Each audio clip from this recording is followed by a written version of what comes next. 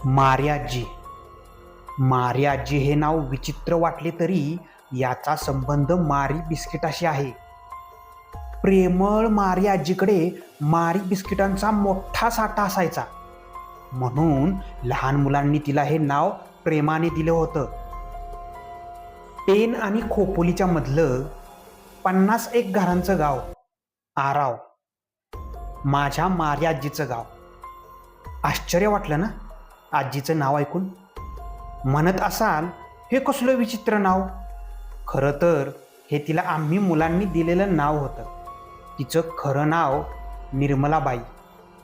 आरावमध्ये सगळी लोक शेतमजूर, त्यातल्या त्यात शिकलेली माझे आजी आजोबाच, म्हणून गावात त्यांना फार मान. गावात सगळे आजीला बाई म्हणत. तिच्याकडे नेहमीच मारी बिस्किटांचा स्टॉक असायचा.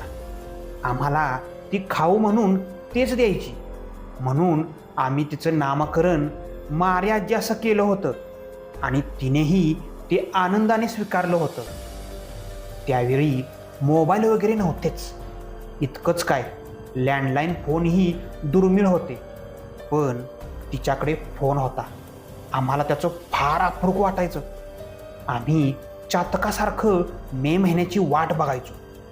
सुट्टी लागली रे लागली की घरच्यांच्या पाठी लागून मारी आजीकडे सोडायला लावायचो. तिच्या घरी मनसोक्त धिंगाणा घालायला मिळायचा.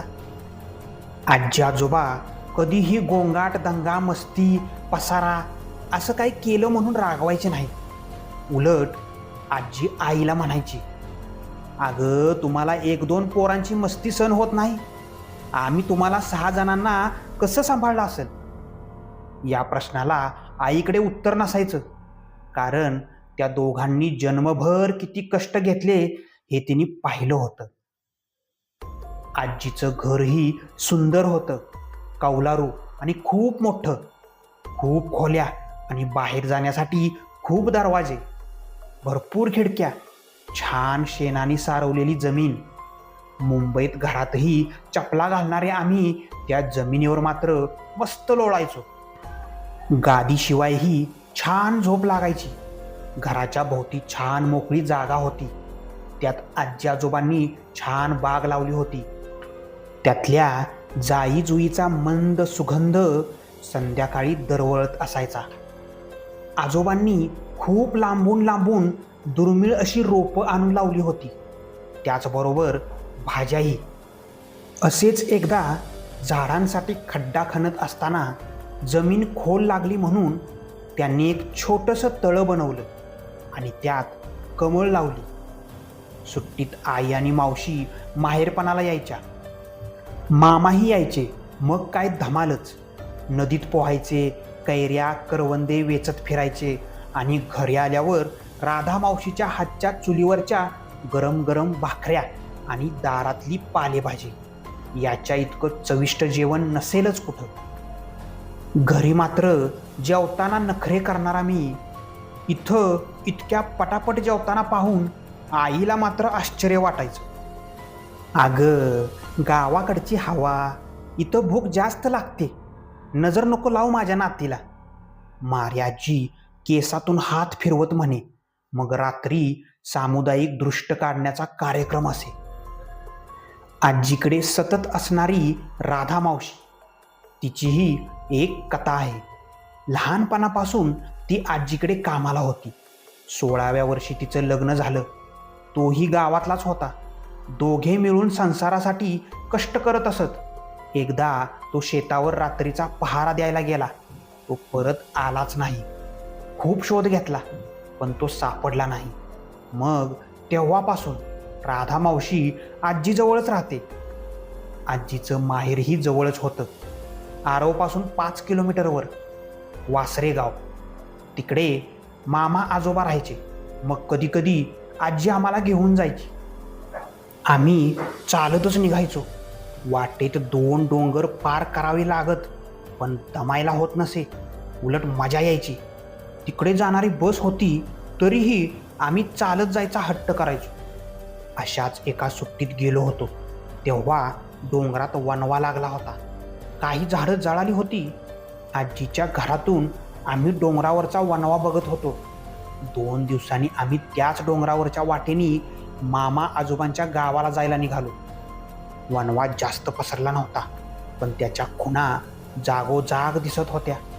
इतक्यात माझं लक्ष एका जागी गेलं. तिकडे एक दुमजली घर होते.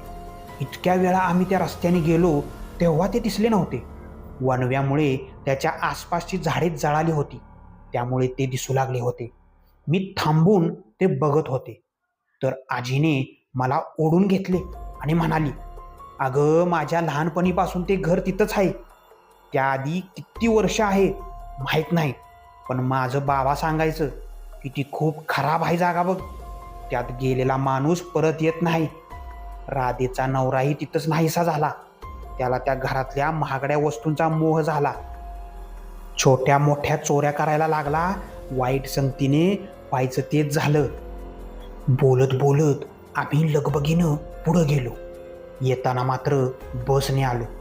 मग हळूहळू आरवला जाणे कमी झाले. मी 10वीत असताना आजोबा गेले. आजोबा गेल्यावर सगळेजण जाऊन आलो. मामा आजीला बरोबर नेत होता, पण तिने नकार दिला. गावात जन्म गेलेला तिला शहरात कसं जमणार? मग ती तिकडेच राहिली. तिचं घर गावाच्या जरा बाहेरच होतं. मग काही महिन्यांनी आई आणि मी गेलो, तर तिच्याजवळ एक नवीन घर बांधलेलं दिसलं. नवरा बायको आणि 2 मुलं असं कुटुंब राहत होतं तिथं. आम्ही खुश झालो. चला, आजीला सोबत तर झाली कोणाची तरी. मग 1989चा महापूर आला. आजीच्या घराजवळच नदी होती. आम्ही तिकडे जाऊ शकत नव्हतो, कारण रस्त्याला भरपूर पाणी होतं. काळजीने आईला वेड लागायची वेळ आली होती. नंतर 2 दिवसांनी आजीचा फोन आला, ती सुखरूप आहे म्हणून. पण तिच्या शेजारचं घर पूर्ण वाहून गेलं होतं.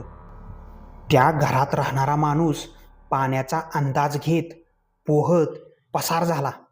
पण त्याची बायको आणि 2 मुलं त्याला हाका मारत होती, तरीही तो थांबला नाही. पाणी ओसरल्यावर बायको आणि 2 मुलांची प्रेतं एका झाडाखाली सापडली. तिघांनी एकमेकांना घट्ट धरून ठेवलं होतं. मार्याजीला या सगळ्या गोष्टींचा खूप धक्का बसला होता. मग काही दिवसांनी तिला रात्रीचे त्या मुलांचे आवाज ऐकू यायला लागले. मग काही दिवसांसाठी मामा तिला घेऊन गेला. मग काही दिवसांनी ती परत गावात आल्यावर तिला समजलं की तो माणूस होता तो त्या डोंगरावरच्या घरात राहायला गेला होता आणि त्यांनी दुसरं लग्नही केलं होतं. आरवमध्ये गावाच्या मधोमध एक पार होता. संध्याकाळी सगळे जमायचे तिकडे. आम्हीही लहानपणी जायचो तिकडे. राधा मावशीचा भाऊ बबन मामा आम्हाला घेऊन जायचा. तिकडे एक म्हातारे आजोबा आरावबद्दल सांगायचे. ते नेहमी सांगायचे की आजी राहते ती जागा पूर्वी स्मशान होती. खूप वाईट जागा आहे ती. रात्री तिकडे भूतं फिरतात. आम्हाला कधीही खरं वाटायचं नाही. आणि जरी भूतं असली तरी आमची मार्याजी सगळ्यांना पळवून लावेल, असली आहे आमची मार्याजी, आम्ही असं म्हणायचो. आणि असंच एक दिवस त्या डोंगरावरच्या घराचा विषय निघाला. ते कोणाचं आहे, कधीपासून आहे हे कोणालाच माहीत नव्हतं. फक्त माहीत होतं ती एक दंतकथा. ते घर दर 50 वर्षांनी आपला मालक निवडते. त्या माणसाची त्या घरात खूप भरभराट होते.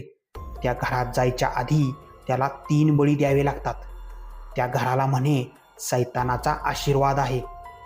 लहानपणी त्या गोष्टीचं खूप अप्रूप वाटायचं.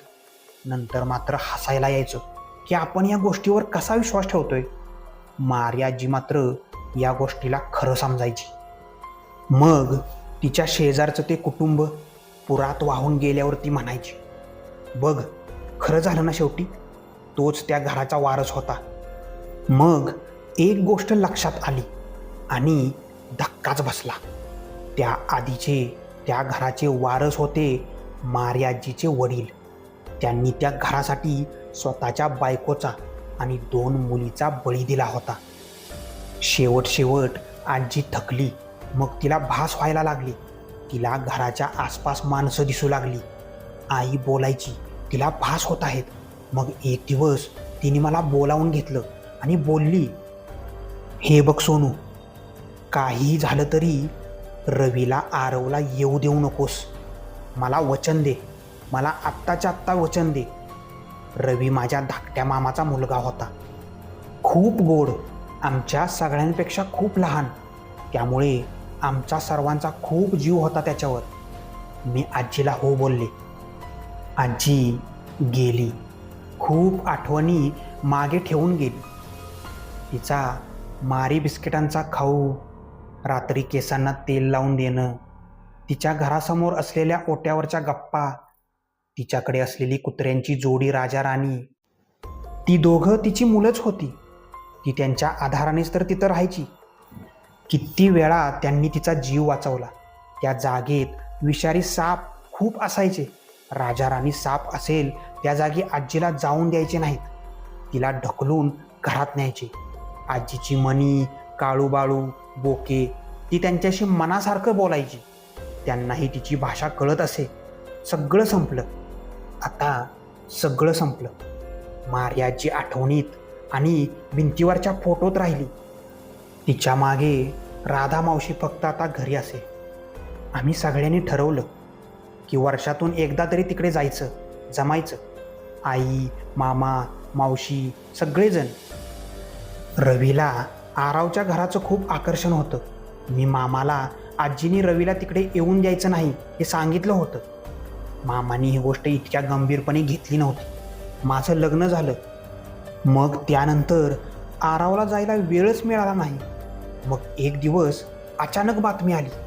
मामा, मामी आणि रवीच्या पाठीवरची बहीण राधिका एका अपघातात गेली. खूप मोठा धक्का बसला.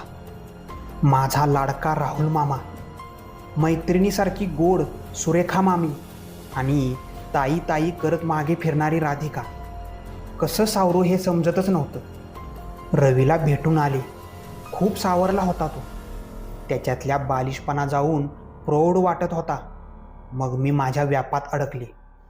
एक दिवस अचानक बातमी आली की रवी त्या डोंगरावरच्या घरात राहायला गेला आहे. ती बातमी ऐकून अंगावरून सर्रकन काटा आला. त्या घराचा पुढचा वारस रवी होता. हे मार्याजीला कसं समजलं होतं देवास ठाऊक. आई बोलायची, आजीला भविष्य दिसतं. तिला पुढच्या संकटांची जाणीव होते.